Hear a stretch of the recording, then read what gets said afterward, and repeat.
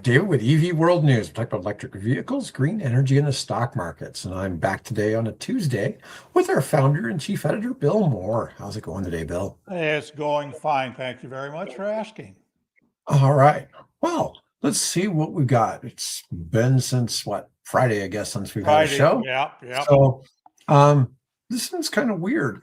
Tesla has a crisis in China. Chinese state media has amplified a story of a Tesla Model Y losing power on a highway with 72 kilometers of range remaining, signaling that Beijing may be withdrawing protection Tesla has enjoyed for years. Mm-hmm. And I have my theories. Go ahead. Yeah. So Tesla's China domestic sales crashed about 45% year over year in January to just 18,485 units. It's the lowest in 3 years. Now 73% of Shanghai production goes to exports, not domestic sales in China. Tesla has previously sued Chinese customers or journalists into silence with a 90% win rate. State media avoided criticism of Tesla. That protection appears over as Chinese EV makers like BYD and Xiaomi are surging. And do you know the number one BYD is no longer the number one seller there? It's Xiaomi, right? No, it's Geely.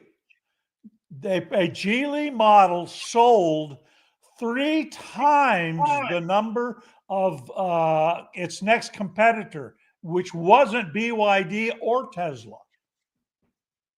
20, nearly 30,000 vehicles in January, compared to, and I'd have to go look at the chart, but compared to the next competitor, again, which wasn't BYD. BYD was like down about third, and Tesla was down around fourth or fifth place. Man, that's a big drop. Yeah, it's huge. Surprising to see that happening. So go ahead. Well, I mean, I just don't know what to make of it. But this whole thing with their, messing with Tesla, and I don't know. It's interesting. Okay. My theory, since you brought this up as a subject, Tesla has done Musk has done 2 things in the last week and a half that have not been favorable to the various People's Republic and their proxies. Number one, they turned off the SpaceX internet to the Russian forces. Okay, so that the Russians were using. They were even putting the SpaceX satellites on top of their drones to help guide them into targets, because the Ukrainians had come up with a way to electronically block them. So they've done that. They've turned off the Russians, which has really been a setback for Russian military operations in the Ukraine. But secondly, they have also enabled and encouraged, maybe the best way, to put SpaceX satellites, make them available in Iran.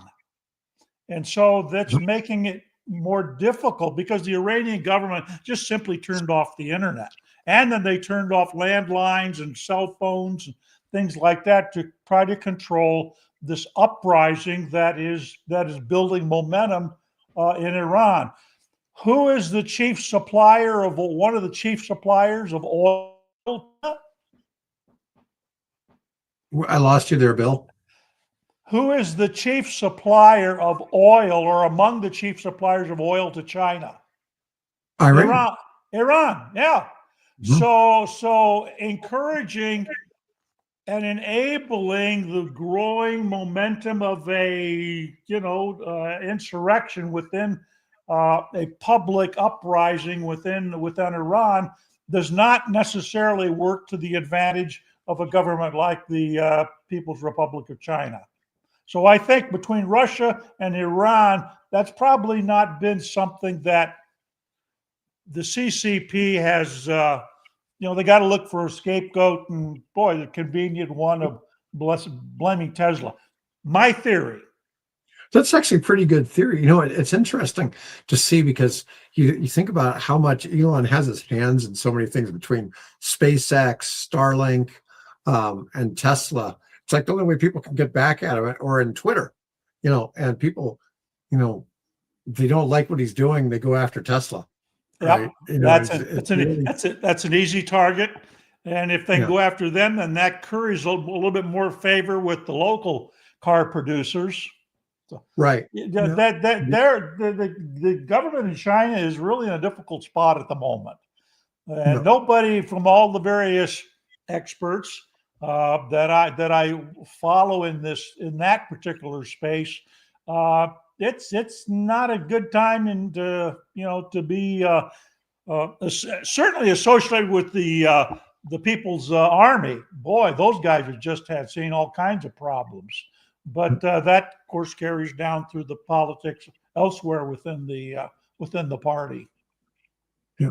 Did you well, we're going to move on. I have a topic here, and we talked about this a little bit on Friday. Rivian surges 26% on R2 SUV launch plans. But if you look at the scrolling ticker, Rivian's down like 6% today. And, not sure what's going on there because it's down around $16. But the R2 starting at about $45,000 is launching in Q2. So that's, within the next 2-3 months, Yeah. expected to drive a 53% jump in deliveries. Now, Yeah, I think I saw a headline that they expect that the R2 will be responsible this year for about 62% of the sales across the platform. ketamine.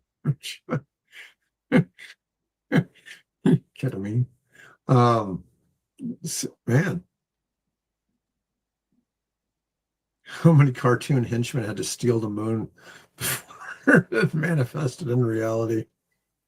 Man, all of a sudden, Owen's very talkative. I don't know if I don't know if that's a delay in our system or I what. have But I all of a have sudden, I have no Owen had a idea. whole bunch of messages all at once that came through. Yeah, Kia PV5. I don't know about that one yet. I think that's their van, which is a pretty. I think it's Yeah. the van. I know you like Doug DeMuro, and Doug DeMuro did a review on the R2. He says it's the best EV that he's ever seen. Well, they've got a lot of practice in, haven't they? Yeah, yeah, and he's also big on on Teslas, on how you can't really go wrong buying a used Tesla and all that. We're going to talk about used cars a little bit later, but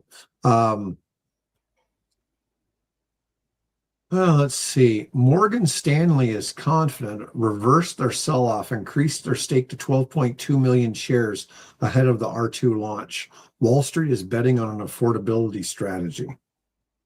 Anyways, it's just kind of funny because I look though on the ticker and Rivian's not doing so well today. But there's a lot of things that are red today. I mean, almost there's very few stocks that seem to be up, and if they are up, they're just up. Well, I'm wondering if that's in part because of the failed talks between the U.S. government and the government of Iran. I think they were hoping they could somehow negotiate the Iranian regime to be a little bit more lenient than they are. I mean, these guys, they're rolling out military and they're bringing a machine gun now to a peaceful protest. So, well, they've killed over 30,000 protesters. well, that's the story. Yeah, I mean, I don't know if that's been verified, but certainly that's what the story is. Yeah, I mean, it is hard to fathom that, that many people have been slaughtered in the streets by the government. Well, I was watching just a clip this morning of Tusi TV. That's an Iranian gentleman who's based in London, and he has a channel devoted to the current state of politics in Iran. And he was saying, that's now at the point to where the people realize this is their one and only chance. They either overthrow the government, or they're all going to, they're all going to die. And so he sees this as as a last ditch opportunity for the people of Iran to restore the king and some semblance of a democratic administration. So It's funny to think of a king as a democratic yeah, I know it's administration. a little bit of a but I guess look at UK. They have a king, and it's a parliament, and Yeah. you could say Look, Reza Pahlavi was no saint when he was the Shah. Okay. oh Um, no, no, no, I mean, no, no, the no. terrible crap they did, but it's nowhere near as bad as the people that took over. And it's really funny. It's like, be careful for what you wish for. It's like all of these people we call despots in the Middle East that get overthrown. It ends up with something worse. Somebody worse comes into the end of the picture. Yeah. So And yeah, the only one I've seen in all years that looks like it might be an improvement is maybe Syria. And I'm not, it's too soon to really tell if that's really it's the too case. soon there. Yeah. Yeah. I mean, you look at it, Jordan's ruled by a king. They seem to be okay. There's a few others ruled by kings like Saudi Arabia and things like that. And those countries seem to have a lot more stability. That's for sure. Yep. But anyways, this isn't the Middle East politics show, by the way. Well, there's more and more EVs being built there, so there sure are. There sure are. All right, Elon abandons Mars for the moon. All right. Didn't I talk about that sometime back? That you really nearly impossible, given our current state of understanding and technology, to actually build a permanent base there. Yeah, well, I've played enough of the video game Doom to know that putting a base on Mars isn't a good idea. Yeah. Okay. Anyways, last year, Musk was calling the moon a distraction. Yeah. Now, SpaceX will build self-growing lunar city in under 10 years versus 20 plus for Mars. Yeah, sure will. Timing aligns with Trump's executive order demanding a moon landing during his presidency. SpaceX holds NASA's $3.4 billion landing system contract. But they haven't figured out how to do it yet. Yep. Jeff Bezos' Blue Origin made huge strides with their New Glenn rocket. Sources say SpaceX fears Blue Origin could land humans on the moon first. But sales pitch. All right. So you touched on this a little bit, but Xiaomi beats Tesla in China. The YU7 SUV is the number one seller.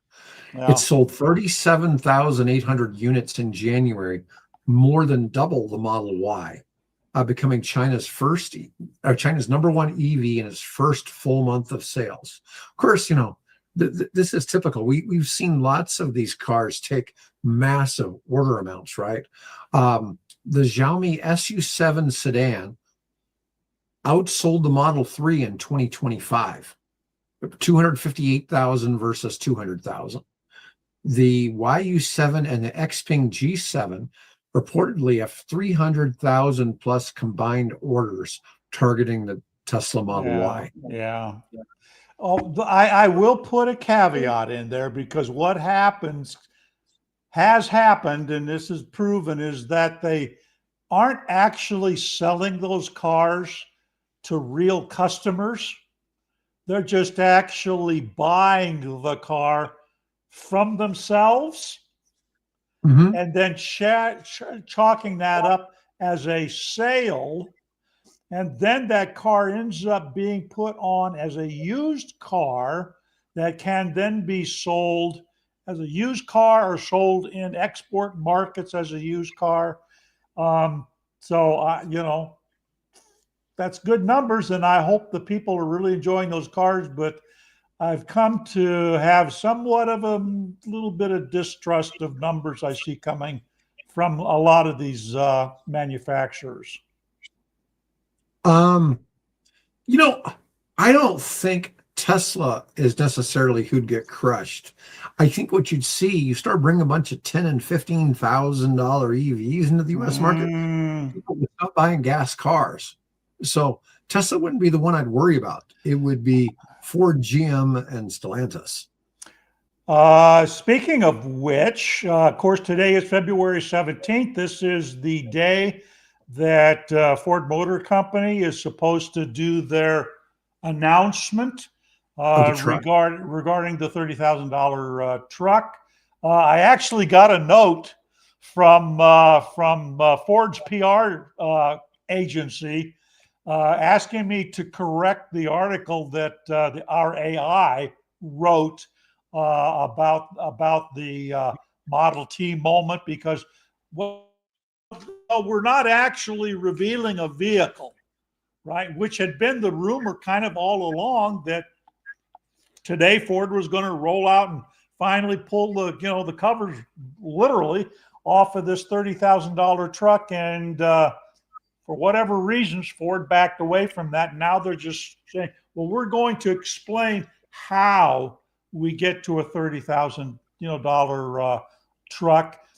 What I've gleaned so far this morning is that they're going to adopt Tesla's Giga Press technology. Not that they're going to buy that, because that press came from somebody, not from Tesla. Tesla ordered it and used it, but they're the first ones to use it. Other car makers have followed suit, particularly in China. And now Ford is talking that that's what they're going to do. They're going to use the Giga Press to, reduce the number of parts that it takes to build a vehicle, and basically form them out of aluminum and use that technology. The other thing too is that they're working on improving the aerodynamics. There's an article on the Ford website that they're tapping into Formula One technology to introduce into their mid-size truck. Imagine that, Formula One in a pickup truck, for crying out loud. But use that to improve the efficiency of the vehicle, because currently the way most pickups are designed, it creates a huge, once that air rolls over the back of that crew cab, it generates all kinds of turbulence, and that turbulence generates air resistance, and that destroys the efficiency of the car. So they're now looking at ways to incorporate the sort of same technology aerodynamically that you'd find in a Formula One racer. They're going to try to find a way to incorporate that into the pickup, which means that the pickup can go further with using less energy. And so Gigapress, and then also apparently they're looking at introducing possibly similar kind of electrical architecture that is in the Cybertruck, and incorporating that then into into the $30,000 truck. So that's what I have gleaned so far today, in the way of what Ford's future is with respect to this $30,000 truck they're talking about. Okay. Well, we'll see what we get out of that, right? This is back to Xiaomi though. Xiaomi's targeting 550,000 vehicle sales in 2026. They built 410,000 last year. It's crazy. They're a cell phone manufacturer. Mm-hmm. I mean, it's just nuts to think that they all of a sudden said, "Oh, well, let's make a car," and they're able to do that on that scale. When we watch companies like Rivian and Lucid just struggle over here, right? Right. Yeah. And they're able to do that over there. Well, the government had a policy, and this policy goes back to when I first started EV World, that they were going to take and dominate certain sectors of the future economy: solar cell production, wind turbines, energy, infrastructure, high speed trains, things of that nature, and of course, future of automobile manufacturing. and they have stuck to that. And the government has provided them the necessary incentives to get to that. And look where they are. Yeah. Yeah. It's astounding to see this. All right. Let me see if I've got any images. There you go. Share screen. It's actually decent looking. It looks like we're finally getting something from Toyota. All new electric lineup. Yeah, The 4 rugged, of them. powerful new. They're just going to call it the BZ. No longer the Busy. So it's now just the Busy Woodland SUV, and it's no longer the Busy Forks. So, Yeah, they really seriously need to work on that name. yeah, the BZ. Yeah, buzz. I guess it's supposed to be Buzz. 375 horsepower, all-wheel drive, 281-mile range, 8.4-inch ground clearance, 3,500 pounds of towing, all-terrain tire option. They're targeting the adventure and outdoor EV buyers. Starting at 45,000, positioned between the Model Y and the premium EVs. Standard NACS port for Tesla supercharger access, 30-minute DC fast charging, X mode all-wheel drive with grip control for off-road capability. I mean, it's decent looking. Do we get any more pictures than that? Shows one going off-road. Could be AI for all I know.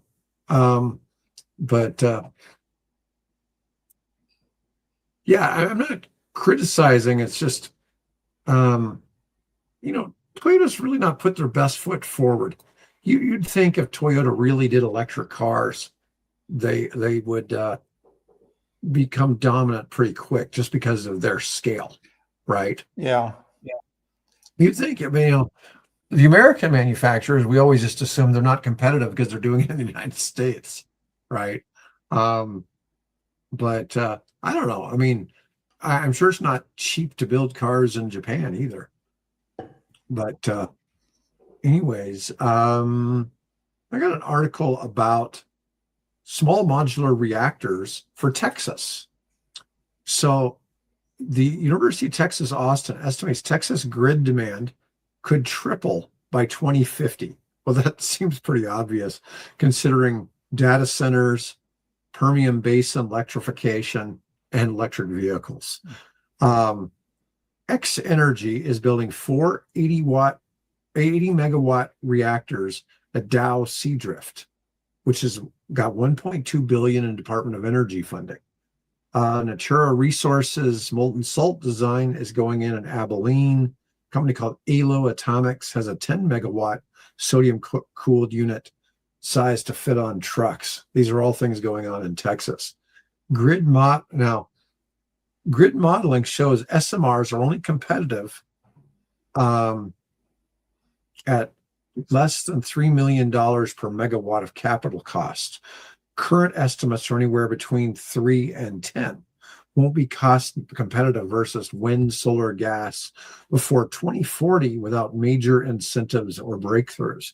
One of the things with SMRs that a lot of people misunderstand is the object is to put the power where it's needed so you don't have transmission and infrastructure costs. Right. And so that's one of the big advantages for them versus wind and solar is the ability to have it right where the energy is needed without that extra infrastructure. As long as you can overcome the NIMBYs. Yes. Right. That's a challenge, right? That's a challenge. I mean, it's a challenge in any industry. I was looking at somebody was publishing something on LinkedIn, and he was saying that the rate of deaths per terawatt of nuclear energy is 3/100ths of a person per terawatt of energy provided. For oil and gas, it's 18 people per terawatt. Yeah. And coal was like 24 people die for every terawatt. And this isn't including, climate factors. This is just in the process of extracting the energy. Okay. And my comment was, well, he left out hydroelectric. And I said, I know you think these are all big numbers for these industries. Don't go looking up hydroelectric because it's the worst. Because there's been like 200,000 deaths from hydroelectric. It's crazy. How is that? I don't what, because of the one dam busted and killed 175,000 people. Okay. Yeah. So it massively dwarfs all. Where was that? Was that part of the Ukrainian war? Or we haven't had that here. What's that? I think it was in China. Yeah. But it was really funny because it's like all of these different things. Nuclear is actually lower in the death rate than solar and wind. Yeah, which are pretty damn effective. But then remember, you've got to store that stuff for the next few million years. So what happens over the course of the million years? Mm-hmm. Oh, you mean as far as nuclear waste? Yeah. Well, so there's an interesting thing because, like I've told you before, there's technology out now where you can get rid of most of the nuclear waste. The United States just doesn't do it. We're changing that because there's been some executive actions on it, and there's now all of a sudden some companies. Because I know they're setting up something at Oak Ridge, Tennessee, to do that. So it won't get rid of all of the nuclear waste, but you can cut it down from a 10,000-year half-life to about 150 years. So it takes. There's technology out there to do that. It's just we don't do that. They do in Europe. We've already got that. Yeah, you take the cost factor and how much government subsidies do you have to have, and it's still the thing is you still can't beat wind and solar for the actual cost per kilowatt. No, you can't. You can't. No, it's funny though. It's like everything in energy is a bit of a tool, right? That they're not. None of them are the end all be all of all energy. Yeah. So we're reading. By the way, we're reading comments that Owen is replying to. The idea is to change it from a geological timeline to a human timeline. Yeah, and that's the expression I've heard used. It's possible to change nuclear waste from a geological timeline to a human timeline, but we're just not doing it yet. But we're going to see that come to market in the next 15, 20 years. The United States will definitely be doing it. It's just a matter of when. I mean, both parties support nuclear energy to some degree. And so I think something that gets rid of nuclear waste, I don't think you'd have anybody. Well, you'll have somebody. Somebody will disagree. There's always going to be somebody, right? Sure, yeah. Just like the people, like I always talk about, the people who hate geothermal. It's like, let's just hate everything, right? It's like, when we make more energy. Well, just okay. You don't want energy, fine. We'll cut off the grid to your house, and you figure it out from there. You don't get any other options. Maybe we'll let you burn wood. No. So as new EV prices or new EV sales have gone down here in the United States, the used EV market is really cooking. Used EV sales in the fourth quarter, after the rebate went away, right? We're up 13.5%, and used inventory is turning in less than 50 days and that's much faster than gas cars in the used space. 40% of used EVs are now under $25,000. Mm-hmm. The Nissan Leaf sells for about an average or approximately about $12,000, 70% depreciation. Buyers getting new vehicles with 30,000 fewer miles versus a comparable gas car. A University of Michigan study says you're better off getting a used EV because it has dramatically lower total cost of ownership than That's any where other. my two EVs came from. Yeah, yeah. Um, In fact, I have never, now that I think about it, none of my hybrids or my full EVs were new. The Honda Insight that I bought, serial number 986, I think it was, off the assembly line. That was bought used. Somebody had bought it. His wife didn't like it, so he put it up for sale on a used car lot locally, and I bought that.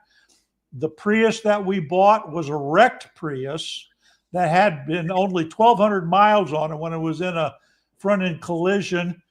That car was bought by a guy that does restorations. We bought the restoration. That was our used car. Probably saved us, I don't know, $6,000, $7,000, $8,000. And then the last two hybrids, or the last two EVs I bought, were used. Yep. I've been happy with them. I looked at some interesting ones. So when you think, and these next couple of cars are ones that you generally wouldn't want to buy used because of the extreme maintenance costs on them. But if they were a gas car, okay. But as an EV, it's a whole different picture. So Jaguar makes their I-Pace, which is an SUV, which is what Waymo uses. This is what Waymo uses, yep. Waymo for Jaguar SUVs. You can pick those up for as little as around between $20,000 and $25,000 with less than 40,000 miles. Mm-hmm. And the Audi e-trons are in that same price range, and you can find some with crazy low mileage that are used. Yeah, that's what Mike drives, isn't it? Yeah, that's what Mike has. I didn't want to talk about this when Mike was on. I didn't want to feel bad about the depreciation of his car, but yeah, you can pick those up for like $22,000 to $24,000, and I mean those are really nice cars between the Jaguar and the Audi, and for that kind of price for a car that's only maybe 2-3 years old, it's really staggering to think that. Yeah, I didn't realize that 90% of water we use is for agriculture. Mm-hmm. Yep. I did not realize we use that much water for ag. Then we waste 30-40% of the agriculture in the country every year. Yeah, I've heard stats that like half of all food created in the United States is wasted. That it just doesn't get eaten, or the produce that you sell in the supermarket has to look pristine. And sure. Yeah. So a lot of it just, if it doesn't look perfect, we just throw it away because we have so much. So it's just something different about the United States. Yeah, there's lots of stuff like that. All right, let's talk about BYD. Now, BYD is no longer an Omaha company, but not that it ever really was. Exactly. Warren Buffett, Berkshire Hathaway. So yeah. BYD has a $26,000 SUV that has 440 miles of range. The Song Ultra EV has a 440-mile range. At 26 grand, it's less than half the cost of comparable range EVs in the US. Can you imagine? That's as much as a Lucid. They're launching EVs with 620 plus miles of range, 1,000 kilometers in 26.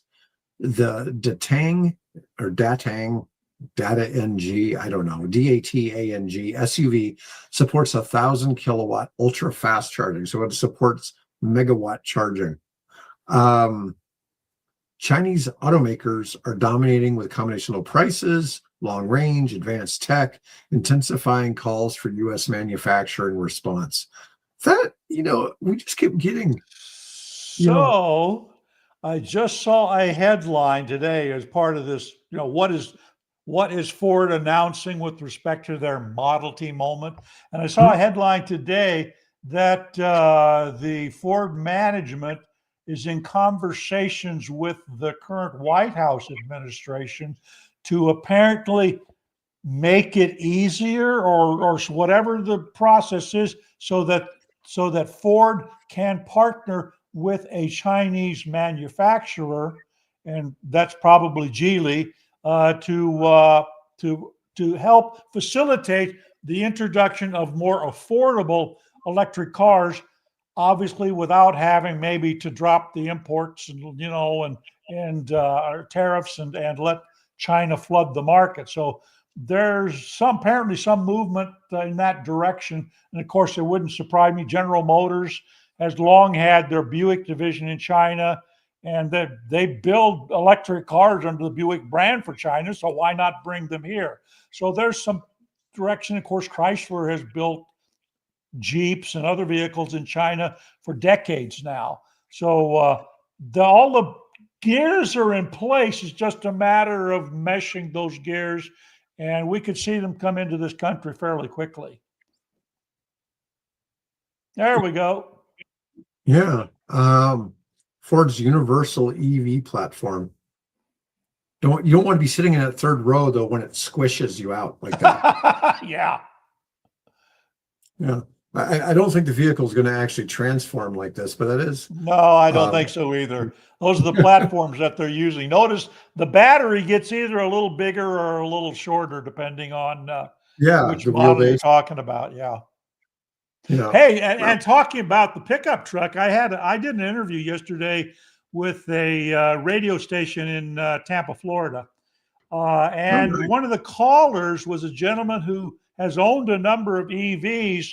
He has a Ford F-150, which he said he really liked and so on, but then he went and bought the Chevrolet Silverado EV. Yeah. And he says it's no comparison. It is the best among the pickup trucks he's tried. It's the best pickup truck, particularly electric pickup truck that he's had. He loves it. Well, they've got the Hummer battery, the 210. Yeah, he said it's about double. It's about double the size of what's in the F-150. Yeah, but can you imagine if you were on the road, you had to charge that thing? You're going to be sitting for a while charging that, but hopefully you can make it a long ways. I mean, that was one of the things with the Chevy one, is that you had over 400 miles of range, and because it had that big battery, it didn't drain energy the same way towing. So it's supposed to be by far the best towing one. Best towing, yeah. Well, he gave it a very favorable. I mean, he liked the Ranger, and he's owned Chevrolet Bolts, or maybe that was another caller we had. But anyway, it was interesting hearing somebody had the experience with both pickups, and his choice was, currently was the Chevrolet Silverado. All right, let's switch and let's talk about the $15,000 electric mini morph. There's a picture of it, an 8-foot long car. And this is, you'll have to make sure you scroll through for everybody, because this thing is really, that's my favorite image right there. But this is called a Topolino XS. And it can convert, interestingly, into a convertible. I think if you keep on going down, you'll see more. And this picture here, just in case you're curious, the right side of the picture is the front of the car. Yes. Yes. Yes. The windshield costs extra. Yeah. Oh, wow. The person driving it with a helmet on. Yep. That's some, $15,000. It's a pretty cool looking car. I think I wouldn't mind talk about getting people to look at your car. Yeah. Yeah. Now, of course, this is all AI at this point, obviously. Yeah. In the United States it'd be 30 grand, right? Let's see, where are they manufacturing this? All of this is Italy, so I'm guessing Topolino, I think, is in Italy. So I suspect that this is coming out of an Italian design shop. Let's see. Winnie Camacho takes the Topolino as his canvas to graduate into a versatile mini car dubbed the Topolino XS. The morphs shape depending on the rider's intent. It can be roofless. It could be a coupe for a ride in the evening or a roadster for late night skirmishes on the freeway. Who are you going to skirmish with on the freeway? I guess if you have a roof, it's a little easier to shoot at people, right? The car is also your helmet. Well, I hope not. Yeah. It's easier to do Car a is also your drive-by. helmet. Yeah. It does look like something from the cartoon movie Cars, though. Yeah. Yeah. But still, I think it's kind of a nifty idea. Yeah, it is. Let's see. Are there any other articles you want to talk about today, Bill? Oh, let's see here. We got the couple of things regarding there's work being done on a new aluminum battery that will charge faster and operate at lower temperatures. I think they've tested this thing to about 34 degrees Fahrenheit, 29 degrees Celsius, minus those degrees. And then also it can charge fairly quickly. I think it's like 5 minutes, something like that. So there's work being done on that. It's a kind of I think aluminum anode, and then of course lithium as the ion transport. Also, then there's an article that there's work on the old Edison battery. I think we talked about that briefly. I did a little bit more research, and I wrote up an article for the editors. Selected the editor exclusive EV World exclusives on the website that goes into the chemistry of the Edison, because there's kind of a little bit of a misleading story that came out that would sound like this is just like the Edison battery that Thomas Edison worked on. It's Edison and it's iron in name only. So if you're interested in battery chemistries, there's an article that AI helped me generate this morning on what actually is this new Edison iron battery, which I think is interesting. I think we've talked about most of the things I've got notes on. So good deal. Well, everyone, thanks for watching today. I'll be back. I've got a special guest tomorrow. David Coolidge is going to come on. We're going to talk about some interesting ideas in revitalizing towns that have lost their manufacturing. Okay, and good. How he wants to do that with energy. Guy's interesting. He runs a tech incubator out in California, and he's even incubated a nuclear power company. So it's that'll be an interesting conversation. Yeah, this guy's a scientist, so I thought I'd have him on with Mike, and we'll see how that call goes tomorrow. You mean some intelligent conversation coming out of EV World? There you go. I'll just shut up and let those two talk. All right, folks. Everybody have a great day, and I'll be back with our engineer Mike Herzog tomorrow.